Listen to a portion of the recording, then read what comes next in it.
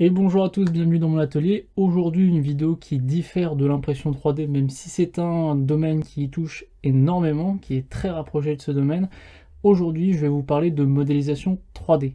Alors pourquoi en fait? Tout d'abord, je prévois de faire sur la chaîne des vidéos de tutos sur Fusion 360, un logiciel de modélisation 3D. Mais avant de commencer directement les vidéos, en fait, ce que j'aimerais réaliser et vous montrer, c'est comment choisir votre logiciel de modélisation 3D. Alors, c'est assez compliqué parce que moi, on ne m'a pas donné le choix pour mes logiciels de modélisation 3D. Je suis principalement resté sur un logiciel à cause du travail. Mais là, j'aimerais vraiment vous donner les billes et notamment vraiment une caractéristique principale sur la modélisation 3D pour que vous, après, vous puissiez choisir votre logiciel en fonction de ce qui vous convient le mieux. Voilà, moi je vais faire sur un logiciel spécifique, mais je veux vraiment que vous puissiez vous poser la question, est-ce que c'est ce logiciel qu'il me faut ou est-ce qu'il faut que je cherche ailleurs? Alors bon, je vous le dis, je ne vais pas faire de top, je ne vais pas vous lister de logiciels dans cette vidéo, je le ferai dans une prochaine vidéo, mais là je veux que vraiment la vidéo soit claire, qu'elle soit facile à comprendre, parce que vraiment la caractéristique que je vais énoncer, elle est fondamentale. La caractéristique fondamentale, celle qui va faire que vous allez choisir un logiciel plutôt qu'un autre, est si ce logiciel est un logiciel de modélisation industrielle ou un logiciel de modélisation artistique. Et alors vraiment posez-vous cette question, je vais développer pourquoi, mais c'est vraiment cette question est fondamentale parce qu'en fait elle va définir énormément de choses dans la philosophie du logiciel. On retrouve principalement la modélisation artistique dans les domaines tels que l'animation, le jeu vidéo, la création d'effets spéciaux aussi, et donc en général tout ce qui touche à la création de personnages, de décors, de cinéma, d'environnements un peu fantastiques, tout ça, dès qu'on a besoin de créer un décor, un personnage, on va se reporter à la modélisation artistique. Donc, je vais vous expliquer pourquoi on va choisir ce genre de logiciel. Donc, tout d'abord, je vais vous dire aussi dans quel cas sont utilisés les logiciels de modélisation industrielle. On va principalement retrouver ces derniers dans l'industrie en fait en général. Je ne peux pas vraiment vous donner d'exemple, mais regardez autour de vous. Tout ce que vous avez autour de vous a été créé dans un logiciel de modélisation industrielle avant que le produit arrive jusqu'à vous. Voilà, donc on peut prendre tout ce qu'il y a autour de moi, par exemple, a été à un moment modélisé dans un logiciel de modélisation industrielle, parce que maintenant c'est ce qui fonctionne le mieux, ça permet de meilleure productivité, ça permet de mieux anticiper les problèmes quand vous créez un produit, et donc vraiment ces logiciels-là sont dédiés à la fabrication et à l'industrialisation d'objets, de pièces ou d'assemblages. Alors, quelle différence on va voir principalement dans ces deux types de logiciels? Moi je vais résumer la chose par les logiciels industriels parce que c'est ce que je maîtrise le plus, c'est ce que j'utilise le plus au quotidien. En fait, tout simplement, quand vous allez être dans un logiciel de modélisation industrielle, la philosophie fondamentale du logiciel, c'est que vous partez d'opérations qui vont vous permettre de réaliser votre pièce en vrai. Et donc ça, c'est un conseil qui peut être un petit peu compliqué à comprendre, mais en fait, c'est globalement, dans l'industrie, il y a des opérations types qu'on retrouve pour tous les objets. Il y a le moulage, par exemple, le fraisage, le perçage, le tournage aussi. Et donc en fait, les logiciels de modélisation industrielle tournent autour de ces opérations, parce que si en fait ils vous proposent des choses qui ne vous permettent pas de fabriquer votre pièce par la suite, c'est un petit peu échec mission en fait. Au final, vous allez créer quelque chose en 3D que vous n'allez pas pouvoir réaliser par la suite. Du coup, c'est un peu un non-sens. Et donc voilà, ces logiciels en fait sont un peu plus restreints dans leur façon de créer les modèles 3D.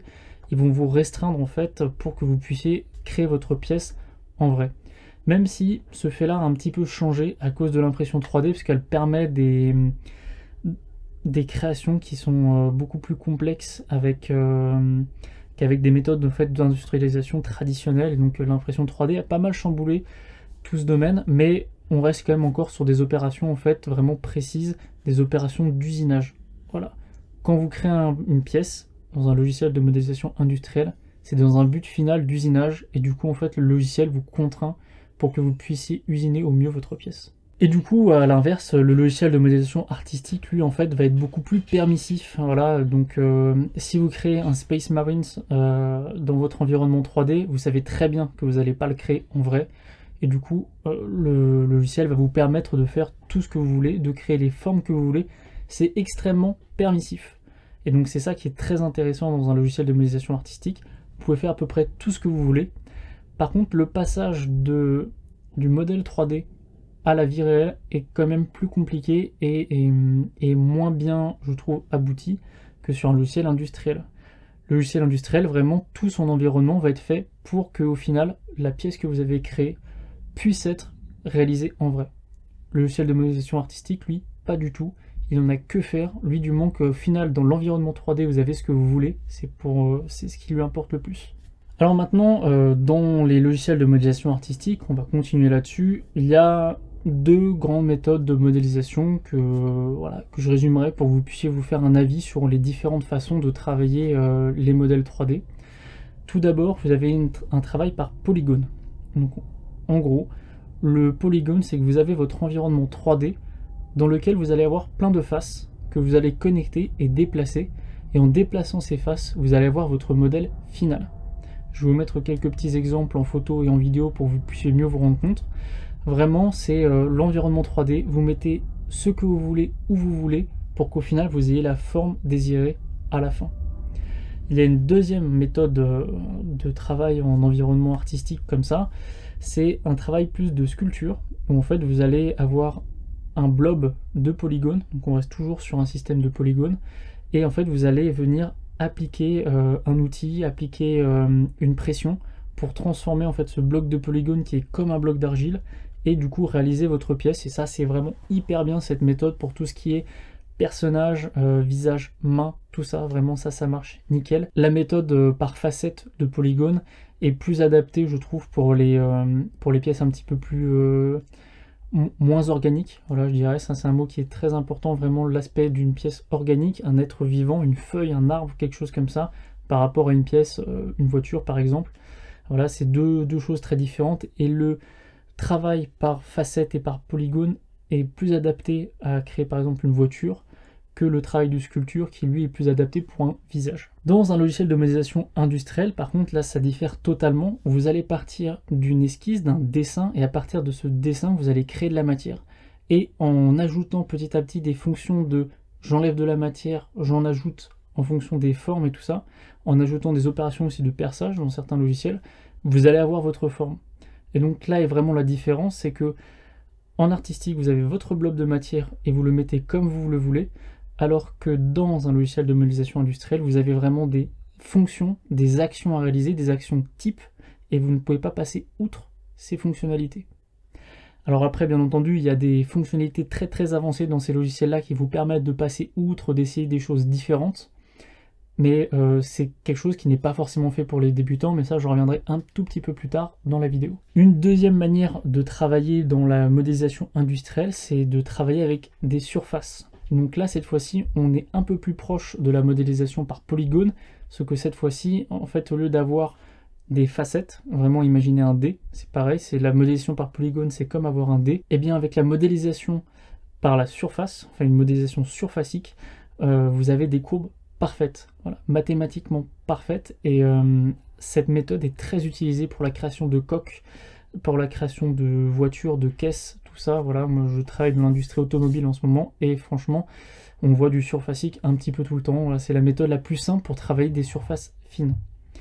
Alors à savoir, il y a quand même une grande différence entre le travail polygonal et le travail surfacique, même si au final on peut trouver que ça se ressemble dans le résultat. C'est que le polygone en fait n'a pas de surface lisse, alors que mathématiquement vraiment en surfacique on a une surface parfaitement lisse. Le polygonal ne correspond pas au travail industriel parce que le polygonal ne permet pas de précis. Vous ne saurez pas forcément où sont vos polygones précisément, alors qu'en surfacique vous savez parfaitement comment passe votre surface. Ça commence à être un petit peu technique, je ne vais pas rentrer plus dans les détails, mais comprenez bien que vous avez un outil d'ajout des fonctions pour enlever de la matière, en créer, et ensuite vous avez le surfacique dans l'industriel. Ensuite, dans l'artistique, vous avez les polygones, le travail par polygone, et ensuite le travail de sculpture. Et voilà, ça c'est ces deux méthodes dans chaque domaine qui sont vraiment utilisées principalement et qui vont vous donner des résultats. Par contre, ça demande beaucoup de temps de travail, ça c'est certain. Alors, je vais quand même vous donner quelques exemples de réalisation de pièces réalisées en artistique. Voilà, j'ai fait quelques petites recherches pour voir un peu ce que les gens faisaient dans ces domaines-là. On voit surtout, bon, je vous l'ai dit, des figurines. J'ai vu par exemple des villes créées de toutes pièces et qui sont ensuite implantées dans, par exemple, j'ai pensé à The Man in the High Castle, qui est une série où du coup ils ont utilisé un logiciel de modélisation artistique pour implanter des bâtiments qui n'existent pas. Il y a aussi des véhicules qui n'existent pas. Donc en fait, à partir d'un logiciel de modélisation artistique, ils ont créé tout simplement des véhicules en 3D qu'ils ont pu implanter, qu'ils ont pu utiliser, ou que vous pourrez imprimer en 3D si vous en avez envie. En parallèle, le logiciel de modélisation industrielle, donc là je peux vous montrer plus des réalisations personnelles. Voilà, j'ai surtout fait des pièces techniques, mais j'ai aussi fait des pièces, donc par exemple des casques. Voilà, je peux réaliser des casques imprimés en 3D à partir d'un logiciel de modélisation industrielle. Ça demande un certain apprentissage, mais en tout cas c'est tout à fait possible, c'est tout à fait à la portée de ce genre de logiciel. Et vous pouvez faire vraiment plein de choses, hein. Après c'est que une question de technique. Vous pouvez très bien, voilà, moi j'ai réalisé une fixation pour mon trépied, une fixation pour rajouter mon téléphone sur mon trépied. Donc là c'est des assemblages de vis, de pièces, et donc avec le logiciel de modélisation industrielle, je peux parfaitement réaliser ce genre d'assemblage. Ce genre de logiciel est parfaitement défini pour ça. Et donc je vais vous mettre quelques petites photos. Voilà, c'est que des pièces souvent techniques. On ne pourra jamais faire des choses comme des visages dans un logiciel de modélisation industrielle. Soyez-en sûrs. Donc ça vraiment, partez là-dessus. Si jamais vous voulez faire des personnages, des figurines, ne partez jamais sur un logiciel de modélisation industrielle. Jamais. Vous n'arriverez pas à avoir un résultat convaincant. Alors après, un petit dernier point quand même, c'est que ces deux différents types de logiciels peuvent se rejoindre. Voilà, si vous maîtrisez suffisamment votre logiciel, vous arriverez à faire des choses qui sont normalement plus prévues pour un logiciel de modélisation artistique ou industrielle inversement, selon ce que vous ferez. Mais quand même, sachez qu'un logiciel de modélisation industrielle ne pourra jamais parfaitement exceller dans le domaine d'un logiciel de modélisation artistique. C'est normal, c'est logique. Mais donc c'est pour éviter que vous voilà, partiez sur une fausse piste. Si vous savez qu'à 90% du temps vous allez faire des pièces techniques, partez sur un logiciel de modélisation industrielle, et les 10% du temps vous aurez un peu plus de mal, mais ça ne sera que 10% du temps. Et après pareil pour le logiciel de modélisation artistique, si vous faites 90% du temps des visages, des personnages, des figurines, des villes, bah partez là-dessus. Partez sur de l'artistique, et parfois si dans 10% des cas vous faites des pièces un peu plus techniques, des assemblages, tout ça, bah c'est pas un drame, hein. Soit vous adapterez dans votre logiciel de modélisation artistique, soit vous pourrez passer rapidement sur un logiciel de modélisation industrielle. À savoir que les fondamentaux entre les deux types de logiciels sont quand même différents, même si après plusieurs heures, voire même centaines d'heures de pratique sur un logiciel, vous arriverez à vous retrouver sur un autre type de logiciel. Mais passer de l'industriel artistique peut représenter quand même une difficulté. Mais donc choisissez vraiment, c'est fondamental, en fonction de ce que vous comptez faire, choisissez votre logiciel. N'allez pas sur par exemple Fusion 360, qui est un logiciel de modélisation industrielle, parce qu'il est à la mode. Choisissez-le parce que vous en avez envie et que vous allez savoir que vous allez faire des pièces là-dessus. C'est le plus important. Sinon après vous dégoûterez de la modélisation industrielle ou artistique, et vous en serez déçu, vous partirez de ce domaine alors que c'est vraiment quelque chose de passionnant, c'est vraiment super sympa de pouvoir réaliser ses propres pièces, et donc ça se tente, ça demande du temps d'apprentissage, mais après par contre quand vous réalisez vos propres pièces, bah, vous en êtes super fiers. Et donc voilà, c'est globalement tout, j'ai essayé de faire le truc le plus court possible, même si j'ai tendance à m'étaler et à blablater pour des trucs que plus personne ne comprend. Voilà, j'ai essayé de vous expliquer globalement à peu près la différence entre l'industriel et l'artistique, et ça sans même vous donner une liste de logiciels en disant regardez celui-là c'est le meilleur de tous. Non, ça sert à rien, choisissez déjà selon ce que vous comptez faire, c'est le plus important, et à partir de là en fait vous pourrez commencer à choisir des tutoriels et des moyens d'apprentissage. Donc vraiment, industriel artistique, retenez ça, ne partez pas sur une fausse piste en choisissant parce que quelqu'un vous a recommandé.